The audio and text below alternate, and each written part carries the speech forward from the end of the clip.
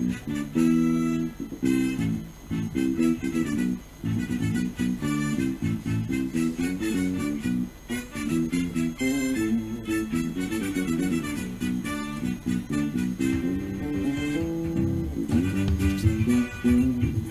very good evening to you. Welcome to. It gives me the opportunity to come around to have a conversation with you. And yesterday was amazing on the show. And when I was done, I sat back and I was reading some of the messages, that you all sent in. Once again, let me apologize for majority of those messages that we couldn't read, and also the calls that we couldn't pick. But yesterday was a pointer to what direction we could choose to take if we were very intentional about fixing this problem. My guest yesterday was Barrister Fred Indiako, and then we talked about a lot of things. We started a conversation with the role of the opposition, and that was why I played the sound bite you just heard now. That was the now President Bola Ahmed Tinubu. He was Asiwaju Bola Ahmed Tinubu, then the leader of the main opposition party as at that time. That was the AC, and that's the National Congress of Nigeria. And that was in 2012 when he was talking about where there was a nationwide protest, Occupy Nigeria protest. Yes, where we had the likes of Pastor Tunde Bakare.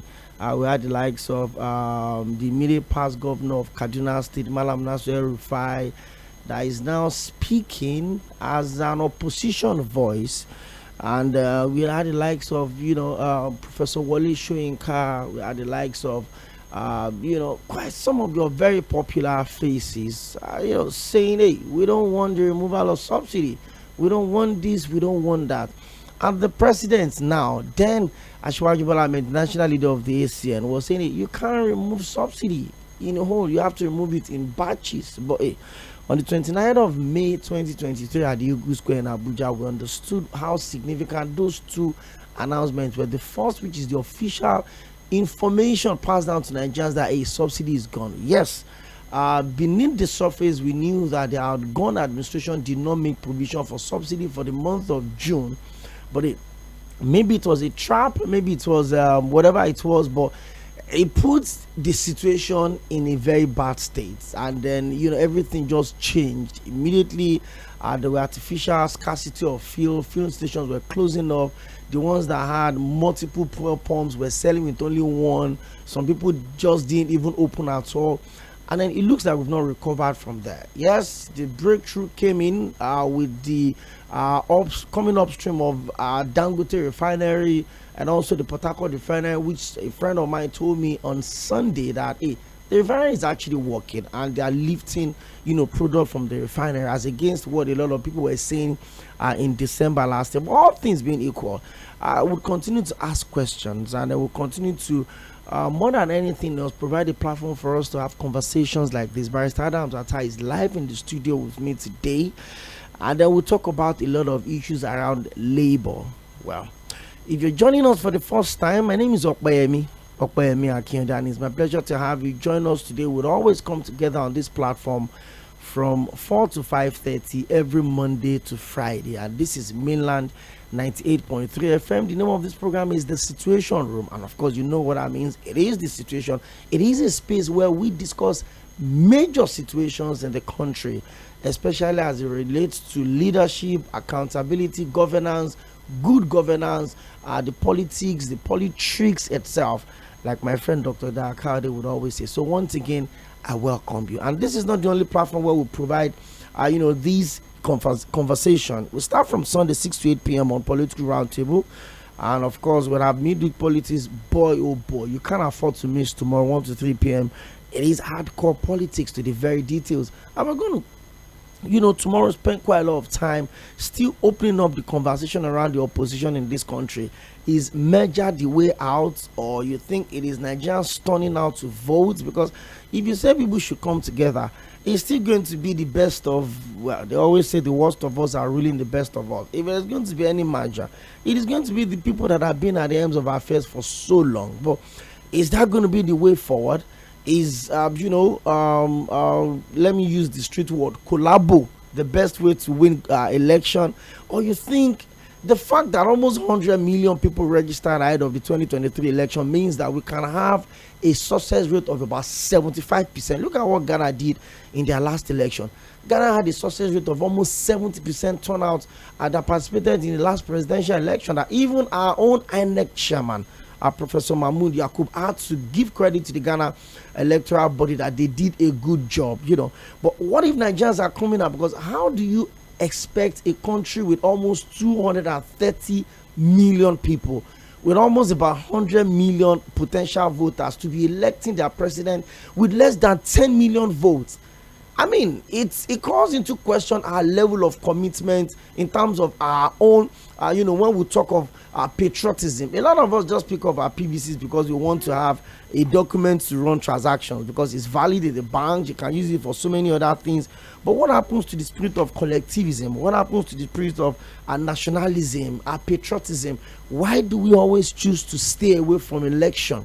Is this about, my votes don't count? Or is this about, they already know who is going to win the election? Because, year in, year out, we are bringing a lot of technologies and inventions and innovations into our election, and it's kind of making it a bit difficult, as against what we used to have, where people just come in, snatch ballot and go stuff it somewhere. Now there's the introduction of the PVC. There's the there's just a whole lot coming into it. Yes, maybe the beavers didn't exactly deliver what we wanted in 2023, but you and I would know that what we had in 2027 in terms of the quality of our election is no longer what we have right now. Well, maybe the issue of maybe server this, server that, but we continue to get better. And I've always wondered, INEC should also learn to take advantage of excuse me, as some of the elections that we have right now. We have off-cycle elections. In 2023, after the general election in February and March, we had off-cycle elections in Imo, Kogi, and Bayelsa on the 11th of November 2023. Last year, between September and November, we had off-cycle elections in Edo and Ondo, respectively. This year, we'll have off-cycle elections also in Anambra State. Next year, we're going to have off-cycle elections in Ekiti and Osun State. And then by 2027, this time last year, we were on the field covering the by-election in Sɪᴛᴜᴏ Federal Constituency 1 to replace the now Chief of Staff to the President, that's Right Honorable Femi Gbajabiamila. So we have elections year in, year out, so that we can try the new things that are supposed to make our elections better.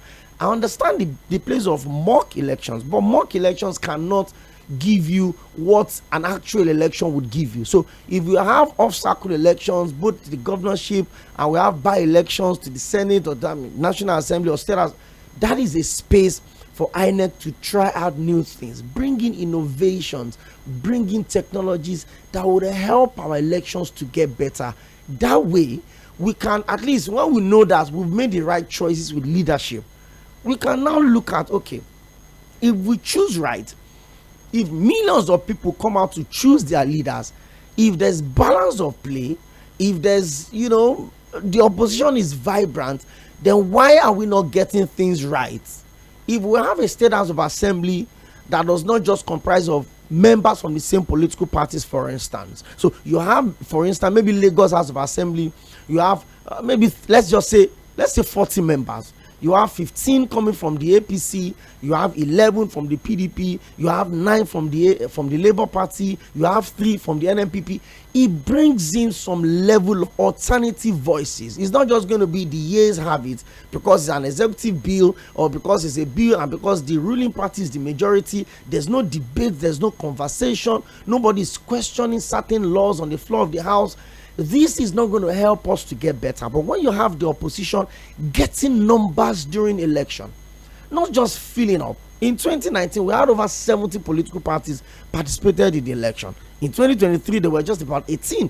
A few of them were deregistered, a lot of them didn't participate. But what if, beyond just filling up those numbers, what if we actually have big guys in terms of numbers? Look at what NNPP did in Kano State. They have reps, they've got Senate, they produced the governor. Look at what the Labour Party also did in Abia State. They've got a governor. So you look at this balance. What if we can spread it around like that? What if, it's not just the PDP or the Labour Party? These are issues that can help our democracy get better. And this can only happen when the people embrace the election, when they move away from the illusion of, oh, my vote is not going to count, your vote would count. The Labour Party had about 6.1 million votes in the last election. The PDP had about 6.9 million votes in the last election. The president had over 8 million votes in the last election. And then the other, presidential candidate, 100,000, 200,000, this and that. If you put all of that together, that is less than 30 million. And we had almost 100 million registered voters. What happened? Why did you not vote? So when we start putting up conversation, and we don't ask why we're having this conversation now. Every decent or serious politician will know that election is a circle that does not end. As of finishing last election, people are already making permutations, people are already making consultations, people are already making declarations of their intentions to run for another election. So as you think, 2027 is still far, let's wait. The people that will come and do the thing in 2027, they're already having meetings, they're already meeting people, they're already thinking of cross carpeting, they're already thinking of what post they want to run for. So we don't have to keep our fingers crossed till election comes. Then we start running around to do some of these things. You need to get involved. You need to be interested in who governs you. You need to be interested in who legislates on your behalf. You need to be interested in who presides over you. Well, that's just the token I have for you on the show today. And don't forget to please keep yourself as hydrated as you can. Drink a lot of water. Don't stay till you get dehydrated and you get rushed to the hospital. Please stay safe, stay alive. The cost of medications in this country right now is something else. Barrister Adams is here. I'm going to talk about the Nigerian Labour Congress. We're going to talk about, as a kid growing up, I grew up in a very politically conscious family. I got exposed to conversation of leadership and governance at a very early age. And I remember the early 2000s, Barrister Adams, where the now senator representing Edo North Senatorial District, the one-time governor of Edo State, Comrade Adams Oshiomhole, was the leader of the Nigerian Labour Congress. That was under administration of former President Olusegun Obasanjo. When one affiliate member is going on strike, the entire NLC is shutting the nation down. If it is Pengasan, it's a shutdown. If it is NMA, it's a shutdown. If it is Nupeng, it's a shutdown. If it is Nigerian Union of Teachers, it's a shutdown. Once an affiliate member, that's when they came up with the talk of an injury to one is an injury to all. So once an affiliate member is going on strike, everybody is shutting down. I lost count of how many strikes and protests that came up via the NLC under Comrade Adams Oshiomhole. But what happened when it was about leaving office? I remember the Trade Union Congress, chairman there was Mr. Peter Esele. When Comrade Adams Oshiomhole was about leaving office, the NLC got decentralized. Apparently, he knew he was going to be governor, and then that this word I was using to torment a president could be used against me when I become a governor. And then the NLC got decentralized. So if an affiliate member is going on strike, the other members can look away. They continue to do what they want to do. And I think that was what broke the strength of the NLC. Then let's talk about the issue of the trust that they have with Nigerians. Oh, we are going on strike today, and then the midnight of the strike, they will announce that the strike have been suspended indefinitely. Yesterday, the leadership of the NLC announced that the proposed nationwide strike to protest the hike in the cost of telecommunication services have been suspended indefinitely. And when I saw that post, Barrister Adams Atta, I was reading comments. And it basically just shows that Nigerians have lost absolute interest in the Nigerian Labour Congress. Barrister Adams, how do we salvage a democracy that we are complaining about its working pattern when we don't have pressure groups that are functional? How did we get to this point? Because our politicians have decided to manipulate the system. With due respect to our politicians, everybody is a politician.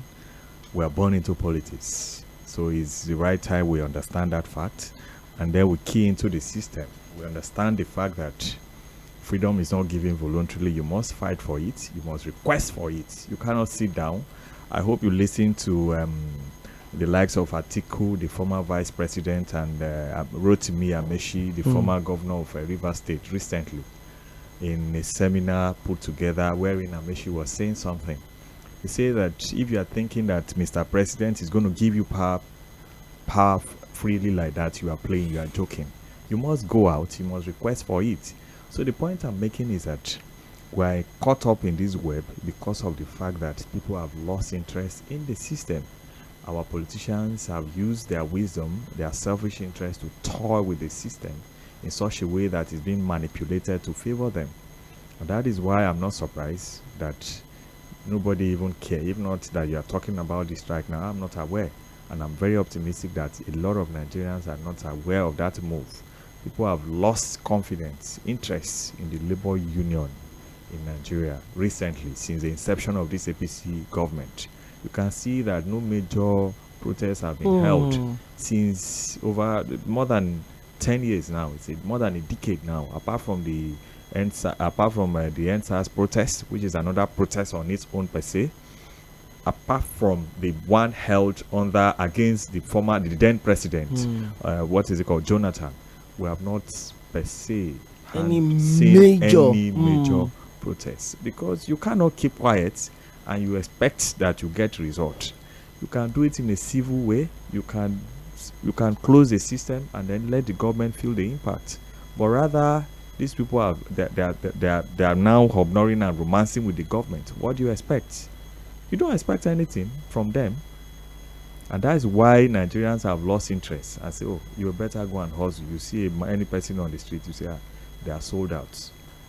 They are now milking and romancing with the politicians. And more so that Adams Oshomole, that at a point was on the other side, was with Labour at a point, is now on the side of the politician.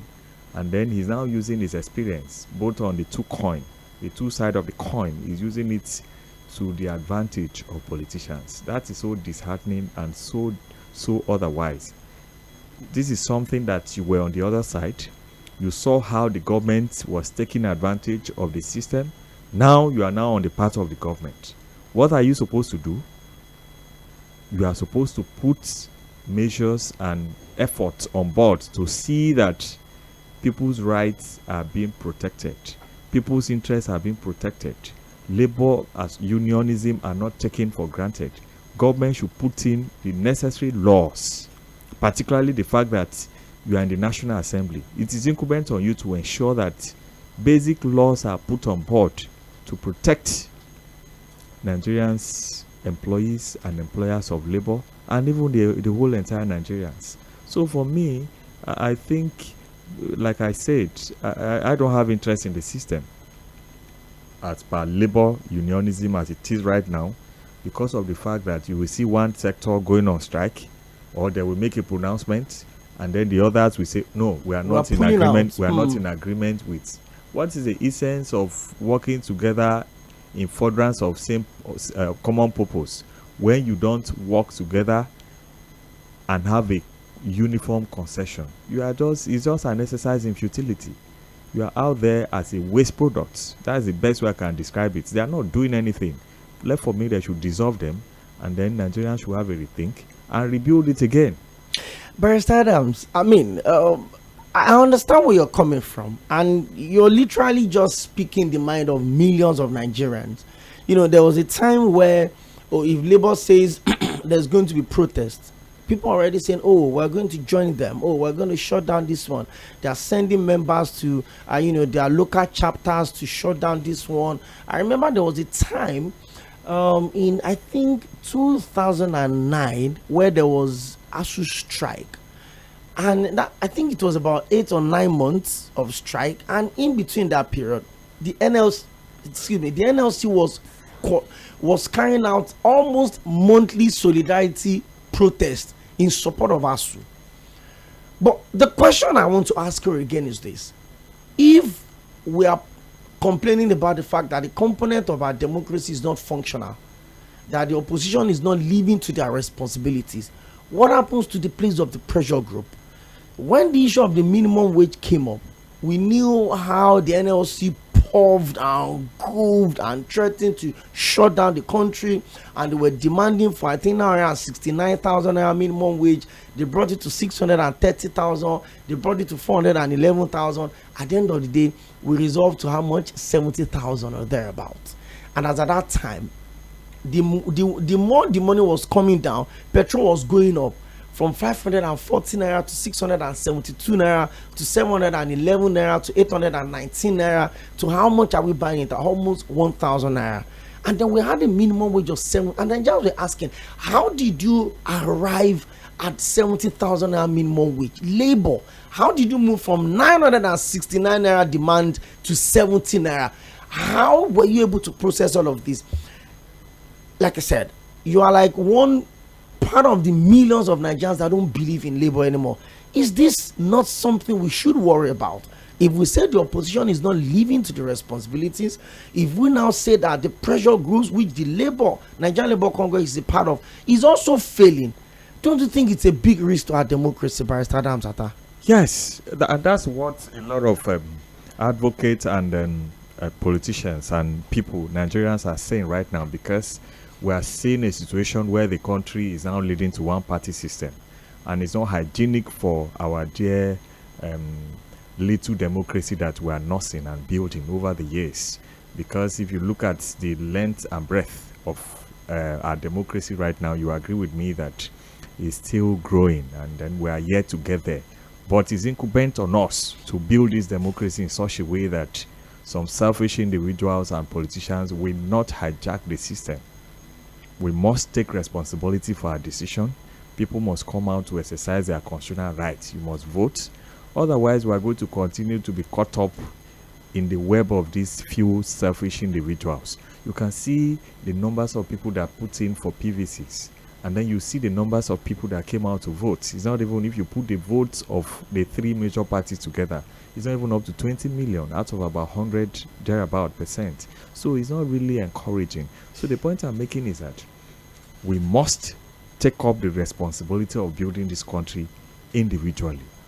Drop tribalism, whether you're from the north, you're from the east, you're from the middle belt, you're from the south. Now somebody is there right now, he does not recognize you, that you are from the same region. I hope we can think. Poverty does not care about your region. We are all these people have decided to weaponize poverty in such a way that Nigerians will be feeding from kettle and pot and all those things, in such a way that even Nigerians are not even happy that some state governors are paying salary. It's not an improvement. Let me say it openly, that you are being paid salary is not a new thing. It's not an achievement. You have not, you are entitled to it by all standards. Even in the Bible and in the Quran, a laborer is entitled to his wages. So it's not a new thing that you'll be junketing and jubilating up and down. That is an achievement. That's that. But on the other hand, like I said earlier, we must come together collectively and know that it is a time for us to come out and rescue our dear nation. You agree with me that the same person, that the same head that is on board now is part and parcel of the same people that led us as far back as 30 years ago. 30 years ago is part and parcel of them. They have been in government romancing and then recycling themselves. So it's good we come together and then do the needful. We have lost interest in this particular labor association per se, but that does not foreclose us from coming together and then get power back and then rebrand the system. We can still rebrand the system in such a way that it will reflect the national character system. It will reflect peace, unity, and the labors of our dear fathers and heroes shall not be in vain. That had always been my point. Some people fought ruggedly for what we expect for this country to stand. Some people came together in firm agreements, our forefathers, to see that we have a nation called Nigeria today. So we must take it up from there. I mean, you talked about the labor of our heroes past not being in vain.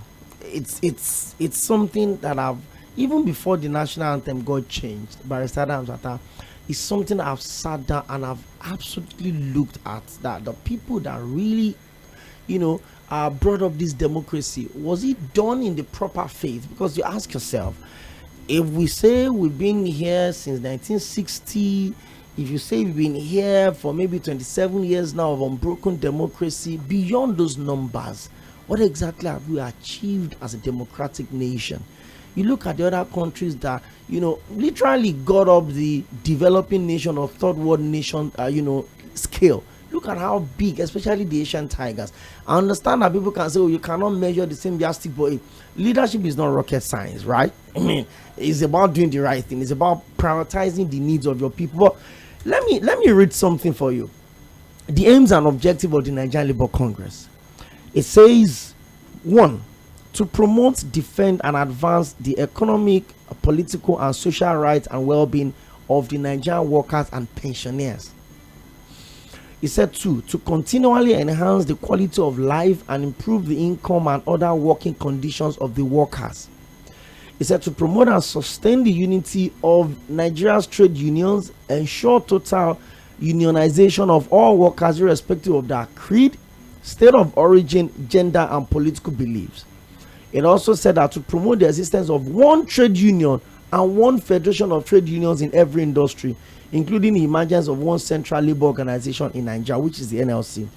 It also says that to continually strive towards the attainment of gender equality. Okay, he read all of those and all, but the key thing here is to promote, defend, and advance the economic, political, and social rights and well-being of Nigerian workers and pensioners.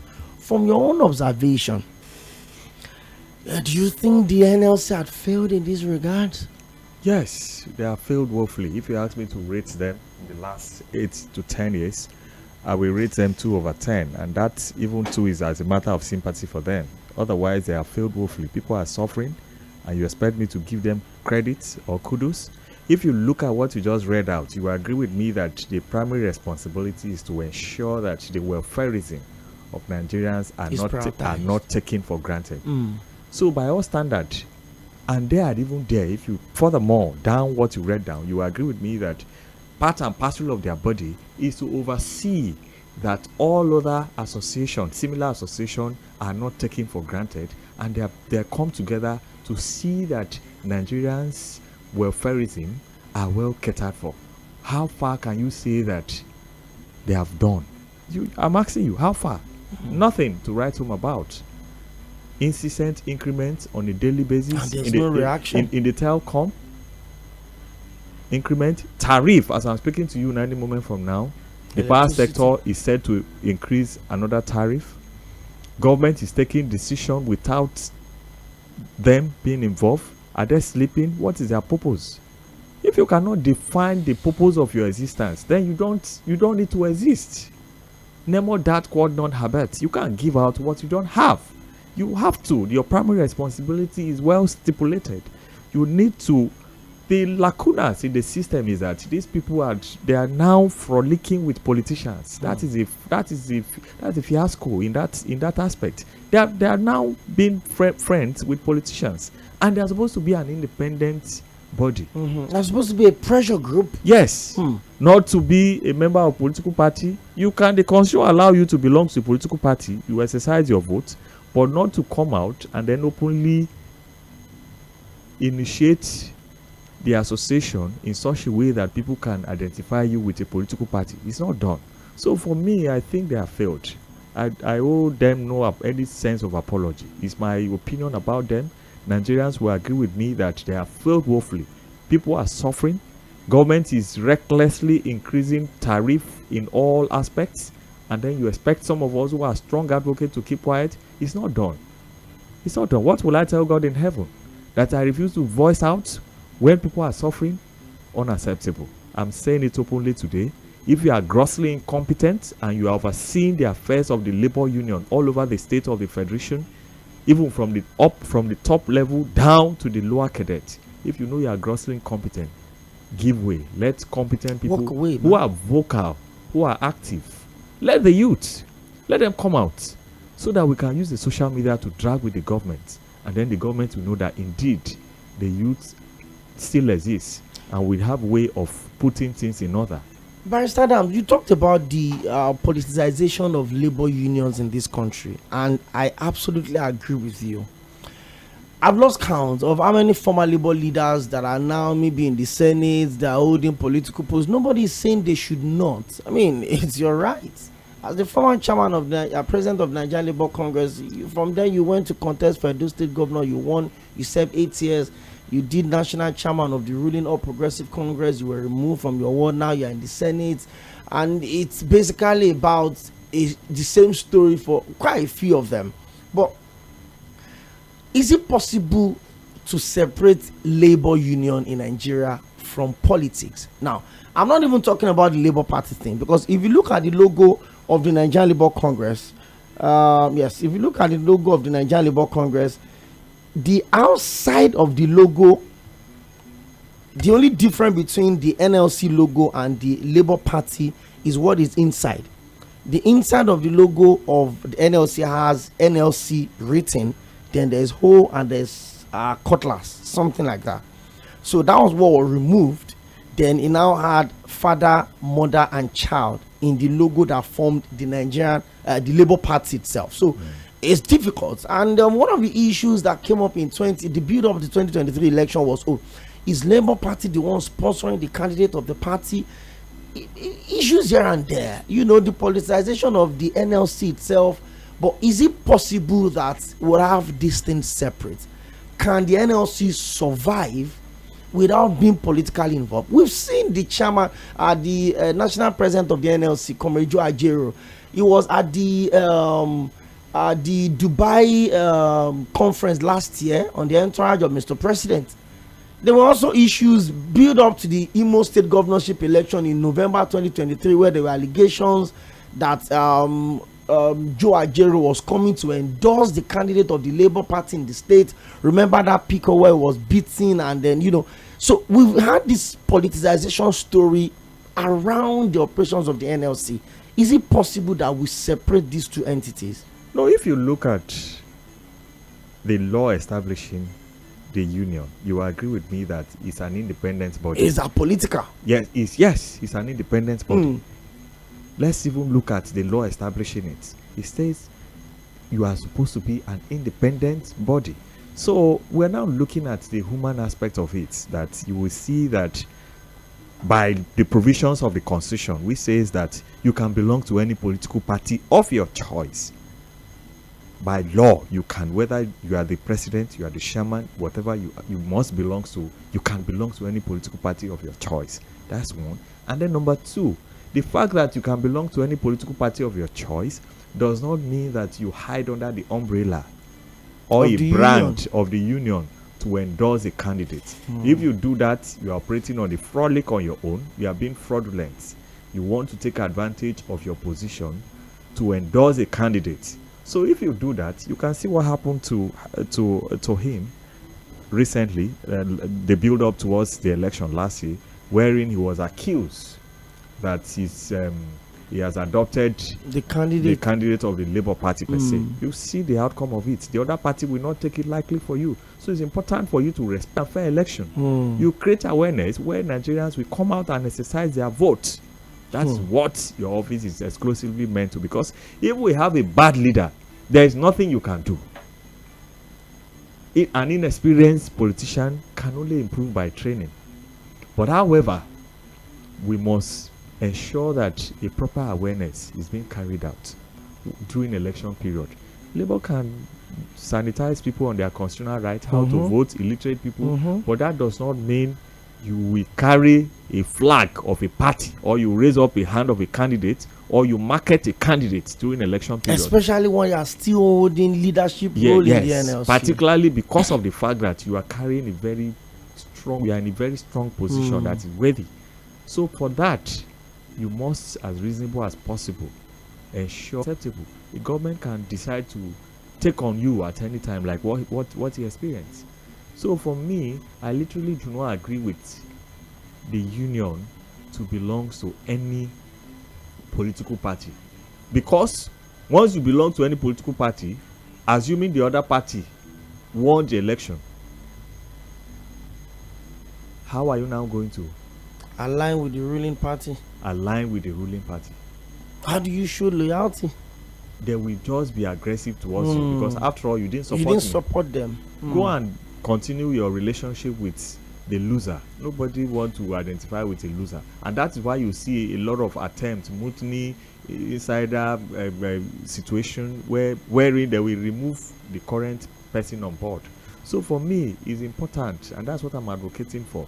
Let them respect themselves, be independent, be fair, be reasonable in your position. Don't abuse your office. So, I mean, for everything that once existed, that was lost, can still be recovered. I talked about the fact that, before maybe mid 2000s, when Comrade Eshomole was leaving the NLC and it was decentralized, the NLC was a purely as Nigerian Medical Association, Pengasan, New Peng, everybody's, one person is down, the other person are joining. So if we admit that the NLC seems to have lost the trust that Nigerians used to have in them, how do we regain this trust, Barrister Adams Atta? Well, it's for them to start exhibiting and demonstrating sign of loyalty to Nigerians. How? What does that entail? You must take up the welfareism of Nigerians as your number one priority. When we start saying that, if the government take any action, you come out and react promptly. You don't just wait and be sleeping as if you are a sleeping dog. It's not done. Government is taking decision now. For example, there's a move to increase tariff now, electricity supply. You are silent about it.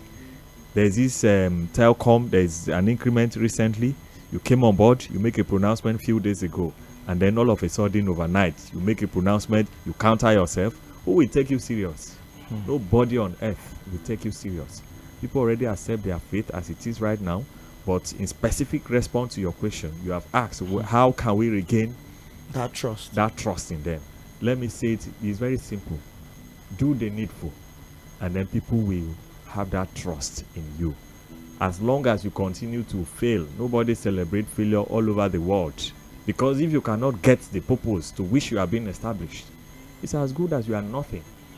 You are not operating. You are just there for your personal advantage. You are just existing. And for your selfish interest.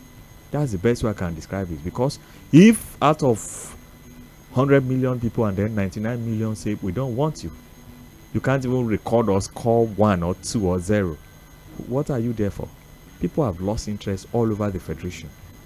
People make mockery of the system. Is that a union? You are supposed to be there to checkmate excesses of government vis-a-vis employees and other subordinate bodies. You have lost interest. You have everything in all aspects. So I don't, like I said, I don't celebrate failure. And I don't think you do. Nigerians equally don't celebrate failures. That's where we are getting to. And it worries me because, when we come up with the issue of the opposition, just like my guest, said yesterday, Barrister Fred Nzako, he said the opposition is not exactly just some political parties, that anyone that is not in government is an opposition. Whether you belong to any political, as long as you're not in government, as long as your party, you are an opposition and you should speak. And it worries me the fact that we wake up every day and more areas of disconnect is being created by the system. The people are no longer interested in election. The people are already disconnected from governance. The pressure group, just like my friend, Comrade Steve Aluko would always say that it's no longer civil society, that is now evil society, because they're not doing what they're supposed to do as pressure groups. And some of these things, it kind of bring cracks into the growth of our democracy, because when there are no, alternative voices, when there are no voices saying, hey, you're doing the wrong thing, you're putting the life of the people at risk, you're not taking care of the welfare of the people, it's a whole lot of problem. But hey, let me read the statement of the NLC, announcing the decision to shelve the planned nationwide protest as federal government set up a 10-man committee to review the rates. The Nigerian Labour Congress has suspended a planned nationwide protest, nationwide strike, bills to commence today over the 50% increment in telecommunication tariffs by the Nigerian Communications Commission. The NLC President Ǩomejo Ajero announced the suspension after an extended meeting with the delegation of the federal government led by the Secretary to the Government of the Federation, George Akume, last night. And this is the twist. The delegation that were at that meeting did not have the members of the telcos, the operators of the telcos were not at the meeting. Okay. He said Labour and the federal government have agreed to have a larger 10-man committee evenly split between both parties to look at the entire tariff structure and model and come up with realistic and all-inclusive recommendation. He added that the committee is expected to come up with a report after 2 weeks. Ǩomejo Ajero explained that will determine the next line of action and the process of engagement. The symbolic action of submitting the letters today will be put on hold until the outcome of a committee, and the outcome of such committees what will determine our next line of action in terms of protest, in terms of boycott, in terms of withdrawal of services, which are the 3 issues that we put on the line. But we're going to use the subject of this meeting to put in our displeasure on the arbitrary tariff and tax that is killing the workers now. The tax regime is unbearable, so those actions that are still on course until they are addressed. So what that means is there's a possibility that Nigerians would have to make do with the new tariffs. You have to pay. The text messages that used to be 4 naira is now 6 naira 70 kobo.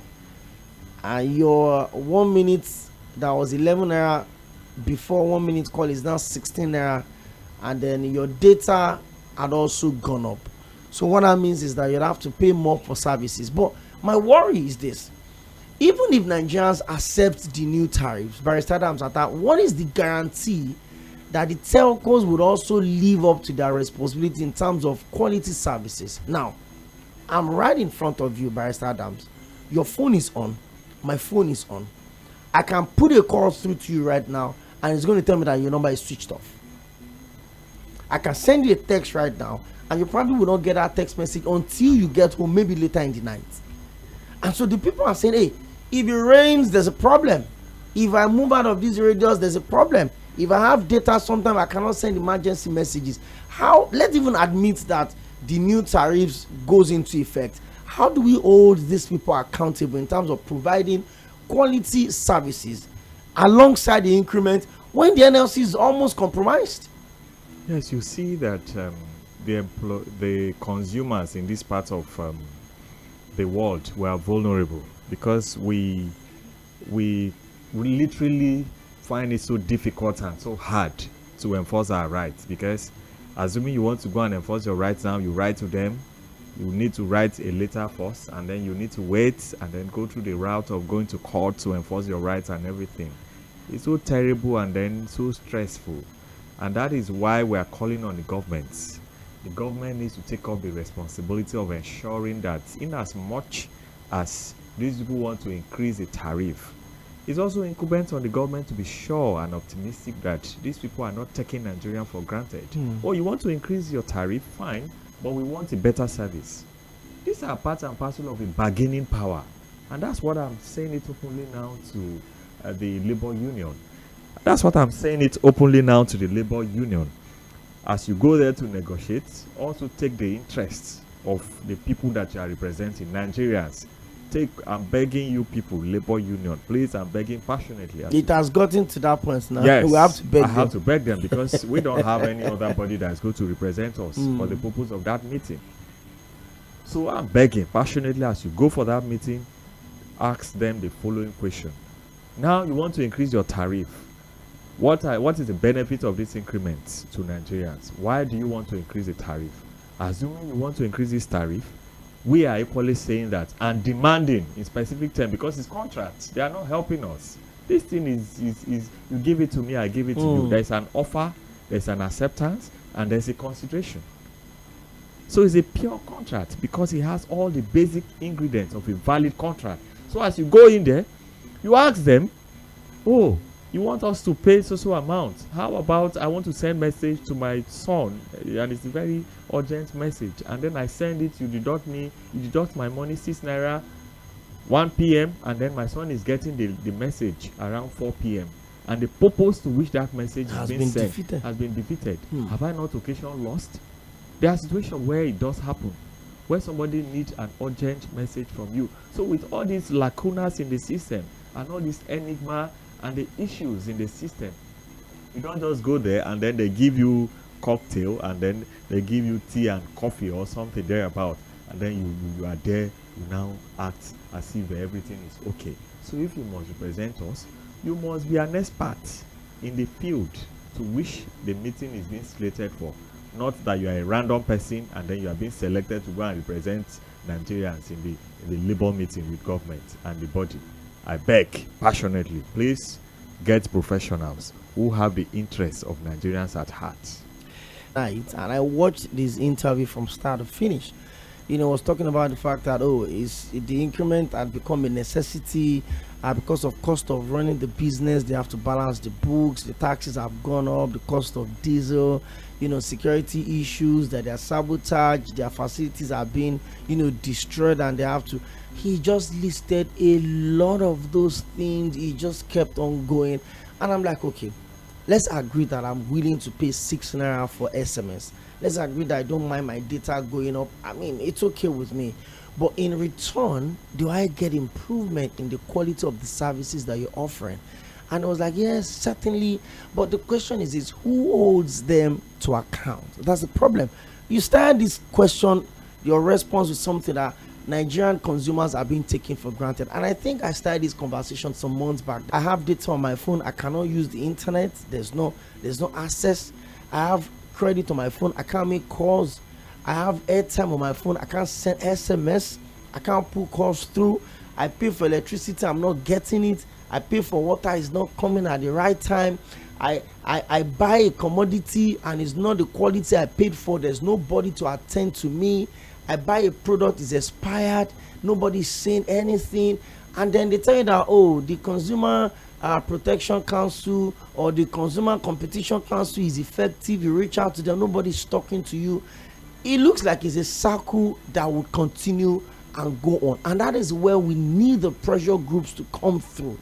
That is why, for instance, Barrister Adams, if I get cheated on a deal, or maybe I pay for something and I don't get it, it will be difficult for me as an individual to probably pull up a big company and then say I want to sue you and all of that. But if the Nigerian Labour Congress feels that this person has been cheated, or you report to the Consumer Protection Council or the Consumer and Competition, something comes up and it becomes this is an organization battle. It's not just you pulling through. And it looks like Nigerians just hang on these days. You bought this thing, is expired. And the seller tells you that that's how you bought it, and then you go back, be like, there's nothing you want to do.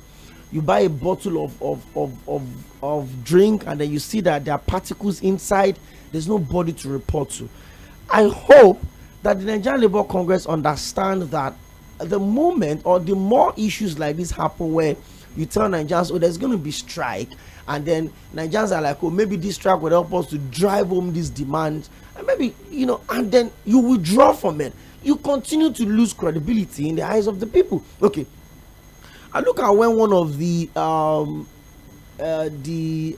pay-per-view TV platform, I think you and I had that for the third time in less than 20 months, and then Nigerians boycotted their platforms, and then within 2 months they declared how many millions of dollars they lost in revenue, and they declared that we lost so amount. I remember I fell into that category. For 2 months I didn't make my subscription, which was like the first time in years that I've been on that particular one. I didn't make my subscription. They called Mr. Akínyẹ̀dé, your subscription has expired. I said, when you are ready to bring down your price, we'll work on that.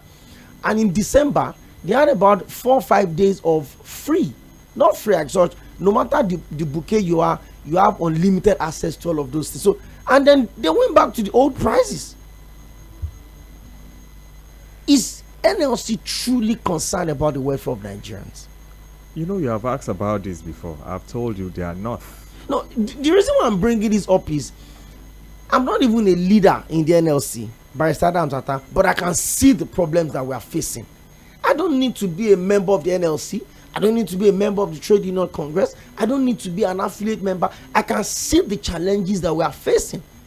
The tariffs are pumping up every day, and it looks like the NLCs have not been with the politicians. It looks like they will call them and say, I want to increase tariff, don't talk, come back and see us, and they will settle some of these things. How bad can it get? Well, it's at the peak of that failure now, and there is nothing to hide about this fact. They have failed woefully because they are not even taking hints. As at the point that the particular company gave a room for all the users, all their customers to enjoy the benefits for that December period for 5 days, what is now left for the union to do? You follow up from that point. You get my point? They are not even taking hints. They don't even follow the flow of the situation. You are just there to just be a leader. They are not ready. These people are not. They are not ready, and I've been saying it because they are now marked with failure, and they are so comfortable. They are not even concerned about Nigerians anymore.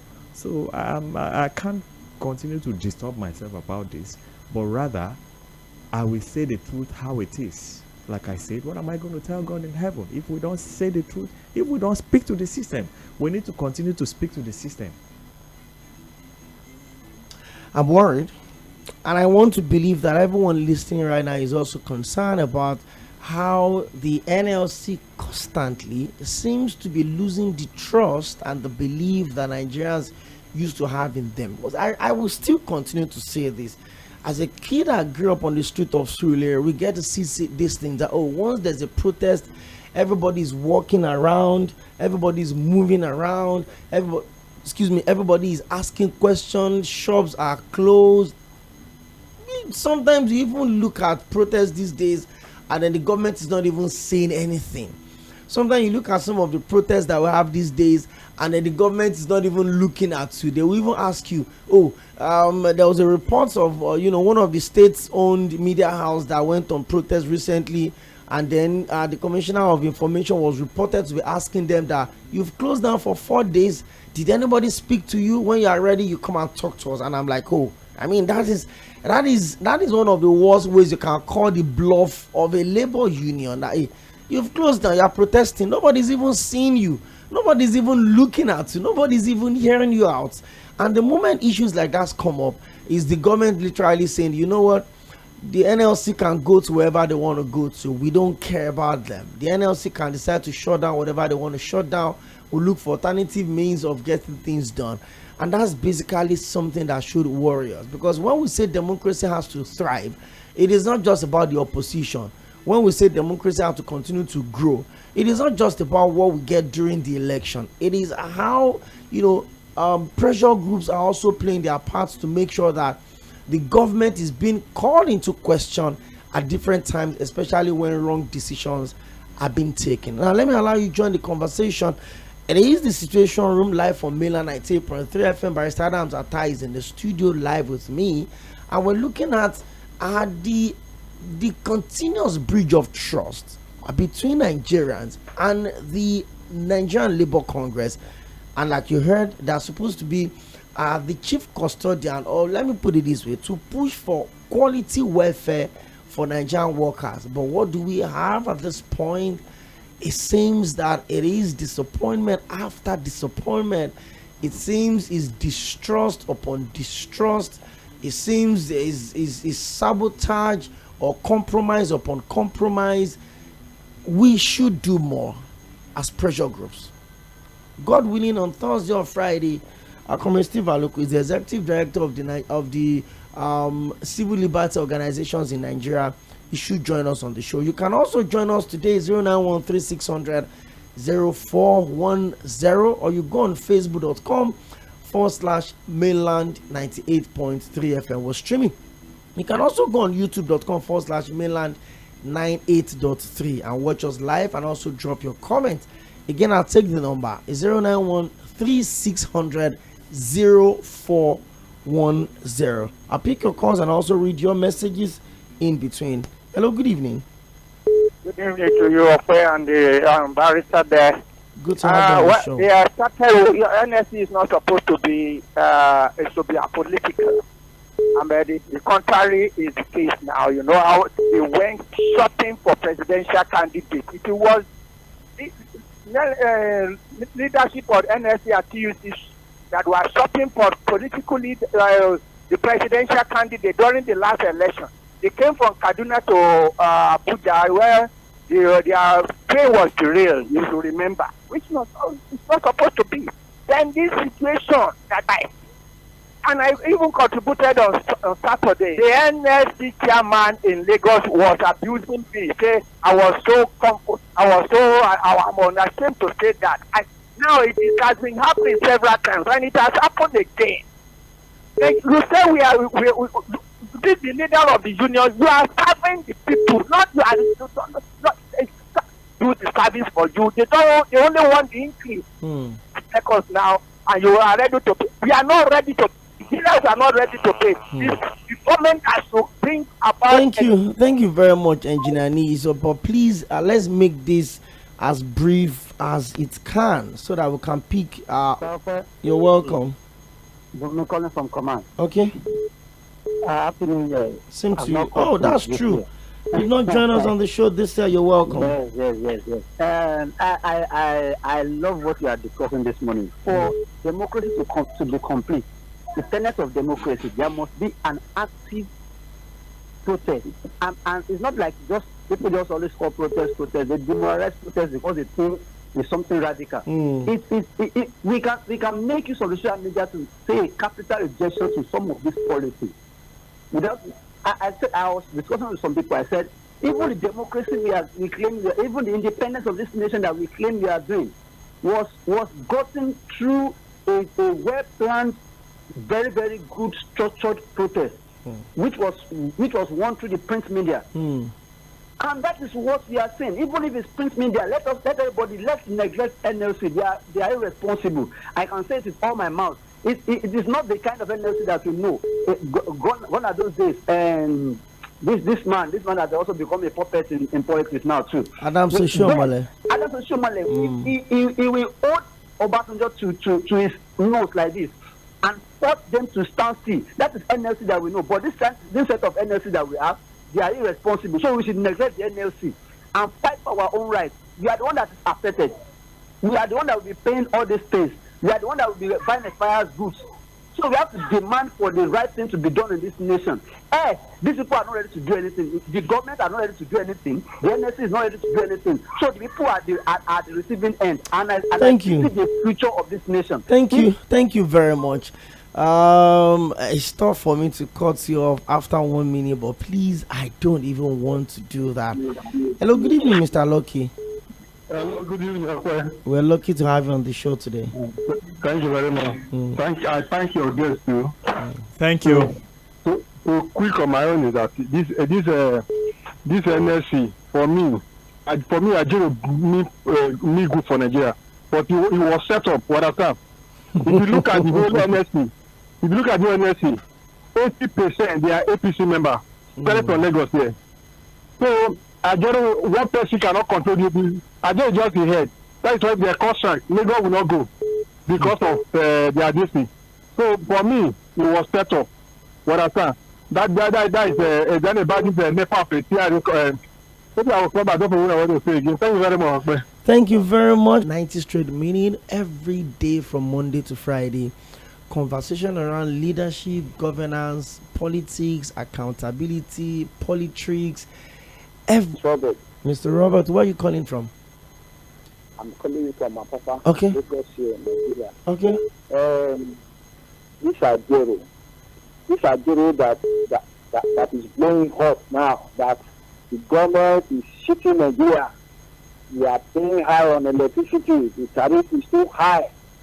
This same Aďero, he said they shut the protest. They want to have a meeting before they decide what to do. This same Aďero will go to Abuja and begin to seek solidarity for the president. It's not a laughing issue now. Imagine the kind of NSC president that Nigeria has. This is somebody that everybody know. Aďero was here when Tinubu on his phone said subsidy is gone. This man did not say anything. I don't know what he said it was formerly with NEPA. The roads that and they are not getting value of what they are using. I just sit down. He just want to come up, say small something, so they will call him to Abuja and they will do it together with the make mockery of Nigeria. It's shame to Abuja. Thank you. Thank you very much. 09136000410. If I may ask, I've asked this question. They say that the people should do what is needful. Any Kalogba voters card. We went, we queue, we have our voters card. Despite some people still have the voters card and they did not vote. The vote of 2023, it is also enough, to give us the right person that won the election. So, whatever anything we are dancing around, from 2023 up to now, things are not going down. Every second, things are going up. If we ask ourselves, where is the money we give to INEC to do the election? If INEC is praising the Ghanaian election, our president is celebrating Ghana, is greeting the free and fair. The election that brought himself in, is it free and fair? He celebrates Liberia, he celebrates Donald Trump, he celebrates Ghana. He himself go. Let's do the needful thing. When we do what is needful and the right people are there, we will not suffer. I see what you did there, but it's okay. I've got messages to pick, to read, and then we've got loads of messages also on Facebook. But let me just start from some of the messages we have in our DMs. And that's policy which would continue to enslave the people. Even our judiciary is not helping. Until we put our constitution in order before this country can move forward, we have been speaking and shouting. Politicians are still doing what they know how to do best. Okay. Thank you very much. Let me also quickly read some of your WhatsApp messages here. 09136000410. Okay. Good evening to you and your guests. I'm Don Peters from the city of Osaka in Japan. On the subject matter, the citizens are the most suppressed in the world.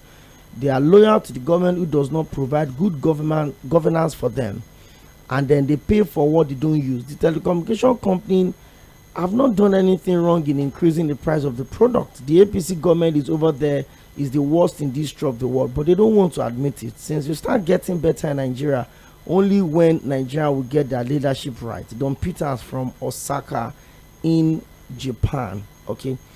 Thank you very much. This one says, my name is Chukunonso from Mero. Good evening. We Nigerians don't take labor union serious. They should rest, I beg. We don't need them. Okay. Chike from Akute says, good evening to you and Barrister Adams. You gladden my heart with that soundbite, and I hope the president's diehard supporters heard it too. It was so bad that the coffin was provided with the inscription wishing Jonathan dead. As for the merger, I've had 2 years of this government, and I can tell you for free that most Nigerians, especially in the north, have had enough. Finally, the reason why the people are not coming out to exercise their franchise is simply because the electoral body is transactional in nature. The PDP, the APC, the Labour are one of the same, and the others are angels compared to the APC. Chike from Akute. Okay. Let me pick more calls and I'll join you on Facebook. Hello, good evening. Good evening to you, the sportsman. Prince Wise. You're welcome. Thank you, my dear. You see, whenever the NSC, the TUC, went to presidency, the caliber of rules that deal with them, at the end of the day, they got agreement. It seems to me that this president is a lucky man, because all things went well with him, and I'm praying that the economy will work well during his tenure, because look at all these things.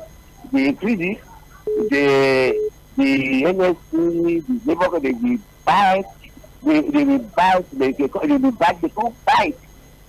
Look at yesterday, they had meeting. After the meeting, it was successful for the presidency. So I am now looking for day one. This president, I know, Gombe, he will succeed. Because it's very painful now. And when we talk of reform, he want to bring pain at the beginning. But the money derived from this something removal, use of naira, if you spend it wisely, I think it's better for the country. Look at the amount they earmarked for road yesterday. If they can make all this, I'm telling you, that's my what I'm the Takozan no more there. Please, meet me with that road for them to do the road for me. Please, I'm begging. Okay. Okay. One more call. Then we stop by on Facebook. Hello, good evening. The local government of Nasarawa State. Good to have. Okay, you're calling from Kefi. Yes, Nasarawa State. Kefi. How is Kefi today? Alhamdulillah, fine. I think Akwanga is my favorite part of Nasarawa State for whatever reason. Yes. In fact, Akwanga is very familiar to Plateau, so the weather is always. So now you get the gist. You're welcome. Thank you very much. You're welcome. You see, the last time I checked and I read of Nigerian Labour Congress, that was the last time I recognized the body called Labour Union. The Labour Union under this agenda, in fact, I don't even know how to describe it. If it is possible to exempt me from the private sector in Nigeria, which Nigeria represented, I would have done that because I look at it as if it's giving advantage of the public to only his effort from the government. I don't recognize the Labour Union under his leadership. That is what. And I think also the last time I remember that we have democracy, which was when Jonathan was the president, because he listened to the crime of Nigeria. When he removed subsidies back and he revised it, everything was okay. But look at how we are living in Nigeria today, like a beggar. You buy something today, tomorrow. If you buy something $10 tomorrow, it's $29. Is this how democracy is being played in all over, in all parts of the world? Thank you very much. God bless you. Thank you very much, and God bless you too. Let me quickly, go to Facebook to read some of the messages that I have dropped. Facebook.com /mainland 98.3 FM. Benjamin says, I'm not sure there's any worker that is still hoping on the NLC fighting for them. From the offset of Ijero as the president, I see him as a rubber stamp working for those oppressing the workers indirectly. Ijero is not different from the present rubber stamp National Assembly. Tell me any engagement of Ijero with the government on behalf of the NLC that gone in favor of the NLC. Ijero has surrendered by saying, when we protested and the government remained adamant, what else can we do? Ijero went to Abuja to sing on your mandate. Can you imagine? Nigerian workers will fight for themselves when the time comes. That's Benjamin from Shogunle. John Bernardo, he says the present leadership of the NLC have failed woefully. The federal government keep taking critical decisions that affect the workers without carrying the labor along, yet the NLC would not do anything. They would only bark like toothless dogs without achieving anything, from 900,000 minimum wage to 70,000. What have they done about casualization of skilled laborers? Thank you, John Bernardo. Festus Ologun says, I need to you and the guest. We should start and maintain stability in the conversation of our electoral reforms if we want the country to move forward. Heaven will not fall if we go back to when we must have a president who must score 51% of the total vote cast, unlike what we have now, where the current president by simple majority, which is a clear fraud for democracy. If I was one of the winners of the 2023 election based on the fraudulent way it was conducted, I would not be proud of the victory the way the president did. We must have electoral laws that cannot be scuffled by any form of judicial rascality and technicalities or any form of INEC fraudulent declaration. That's from Festus Ologun. Thank you. Adedayo Samuel says, it is hard to say this, but I don't think we still have NLC in Nigeria. They lost their relevance when they began to romance with the federal government and the politicians. People take the likes of commercial and others activists more serious than the NLC. We see the NLC as a toothless bulldog that can only bark but cannot bite. Okay, Festus Ologun is still texting on Facebook, and it says if Oshiomhole succeeded under OBJ, it was because OBJ wanted him to succeed. If the Labour succeeded under Jonathan, it was because Jonathan wanted the Labour to succeed. If the Labour does not succeed under Barry, it was because Barry didn't want them to. The big one now is where the Mr. President would never allow any voice of opposition to succeed, Labour is included. John Benjamin says, I'm not happy like this. One young man beat his pregnant wife to death here in my area. Police arrested the guy, but the wife's senior sister asked the police to release him so he can work on how to take her home for burial. Please advise our men to stop this madness of beating their wife. God bless and thank you. John Benjamin, I hope the relevant authorities are on this one. If you kill someone, even if the family says they don't want to do case, it should be a case of you versus the state. Bryce Adams, have I made any sense here? Yes, that's what the law is. You beat your wife to death, pregnant wife, and then your sister-in-law is approaching the police that they should release you so that you can work for money to carry the dead body of your wife to the village for burial. How does that make any sense? Talk to us about that.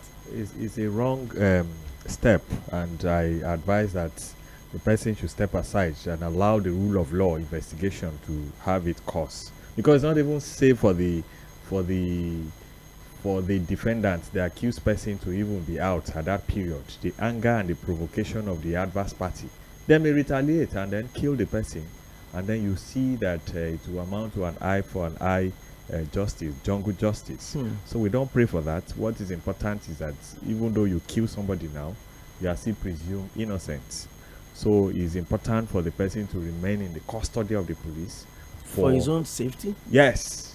But the family of the deceased are the one requesting that he be released to them. Anger can spark up anytime, because at the last minute of the burial, somebody can say, you have buried her now, so you join her too. Yes, anything can happen. The last minute of that burial, the parting period, is a very delicate and very dangerous period that can provoke the adverse party. More calls. Hello, good evening.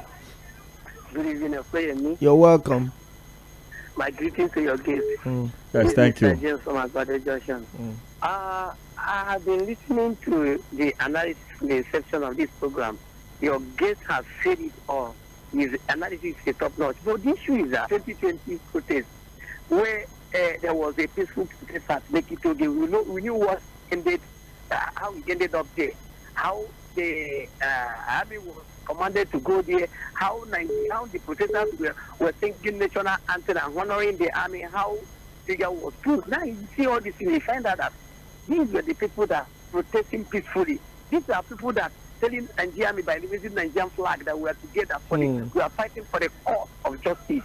At the end of the day, figure was proved, and after up to now, it has been called to answer. So the issue of this government of the day is that they do not want protest. That's why when they accused J.R. of something, because they knew there was the movement of subsidy was going to raise costs and people are still going to protest. They knew about many other taxes and every other thing that the NLC was going to protest. They have to catch the head and start accusing him and catch him so that he will not do anything. As much as I'm not supporting J.R., but the government of the day, they knew before now that if they do not do all those, politicization, the man would have done something that would start, exposing them and calling to order. Thank you very much. Okay, thank you very much. That's a different twist to the conversation. More messages. This one says, good evening.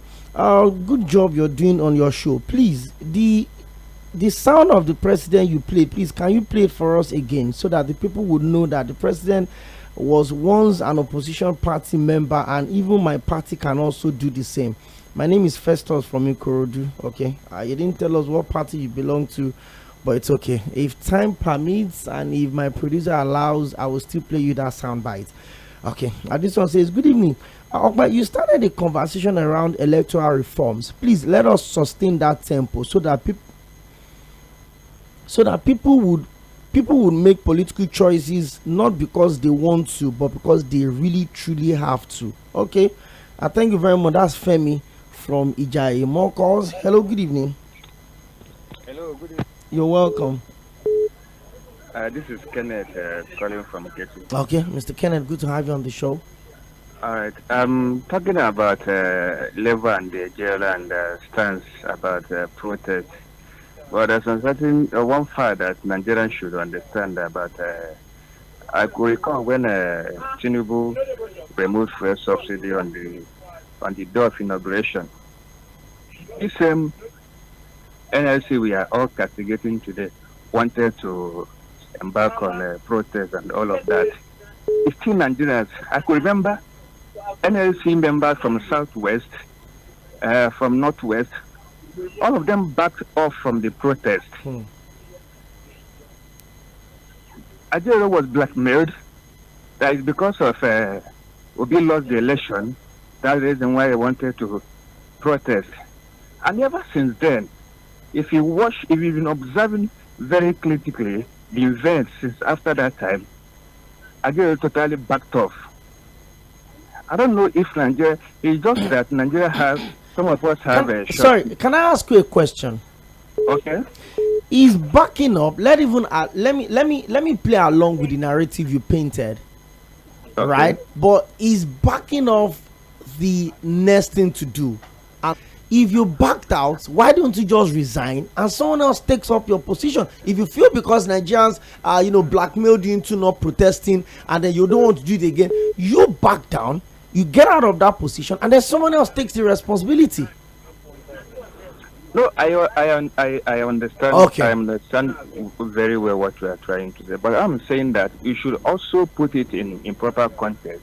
That part of the reason why it seems to be NLC seems to be going the way they are going, that what happened that time could be part of the reason. I'm not totally supporting NLC or saying that what they're doing is the right thing, but I'm also saying that it could be part of the reason why they not be very, very doing effective. What the Nigerians expect them to do. So that is the angle I want us to look at. Okay, thank you very much. We're pressed for time.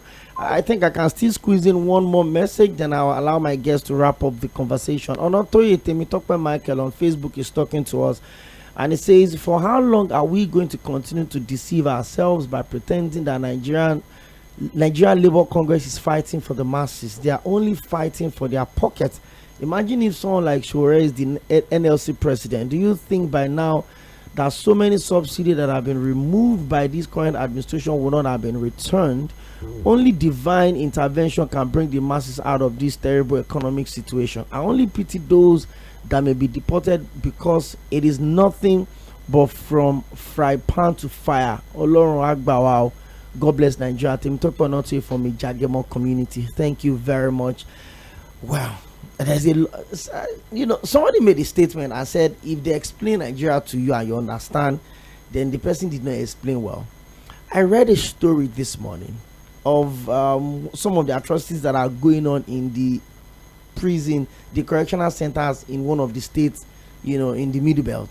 And it says that one of those states allows prisoners to go out allegedly and rob and maybe run their victims' account. The person traced the account, traced it to a POS operator, picked up the owner of the POS, and the lady confessed that it's her boyfriend that told her to open the account. They checked where they splitted the money to 1.5 million, 400,000, 600,000, 350,000, and then they traced the money into one of the correctional facilities in the state. And then they took the girl, and the moment they got into the prison, they identified some of the suspects, and then they ran away. Then one of the officers of the prison refused to bring that guy out until they later found out that some of these guys to prison officials. Bryce Adams, are we in trouble in this country right now? Yes, we're in a big mess, and all aspects of the system is corrupt, and corruption is a big cankerworm that have eaten it into the system. But I'm very optimistic that on the individual level we can do the needful to ensure that the fairness and justice return back to the system. Thank you very much, Barrister Adams Atta, for being my guest on the show. And I also want to specially congratulate you for your little win, even though you are trying to be modest about it. But hey, it's a big deal. And once again, congratulations to you. And I hope that you just get a package. Thank you. Big shout out to everyone that have been a part of the production today.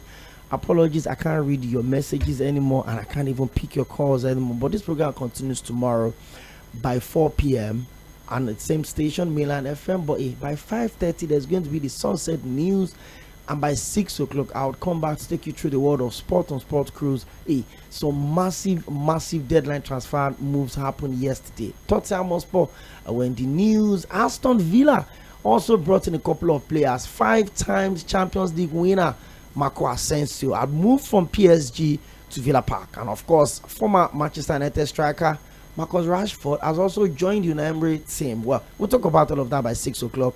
My name is 광𴑏𝐸mí Akínádé. Stay tuned and keep your dial logged only on Mina 98.3 FM. Once again, thank you so much, Barrister Adams, for joining me on the show today. Thank you for having me. Have a beautiful evening. Thank you.